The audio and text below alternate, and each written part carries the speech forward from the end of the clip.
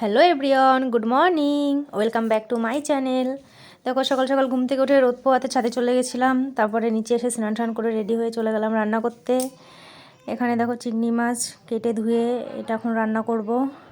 তারপরে আমরা একটু বেরিয়ে পড়েছি, ঘুরতে গেছিলাম একটু, তো তারপরে একটু বাজারে গেলাম।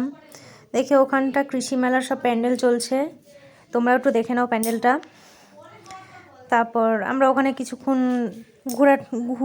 ঘুরে ঠুরে একটা দোকানে গেছিলাম, একটা সারপ্রাইজ গিফট কিনতে। গিফটটা কি পরে দেখাচ্ছি। তো এটা আমার একটা দিদি, খুব কাছের একটা দিদি। আজকে বাজার থেকে একটা ইউনিক সবজি নিয়ে এসেছি, এটার নাম যদি তোমরা কেউ জেনে থাকো তো জানিও।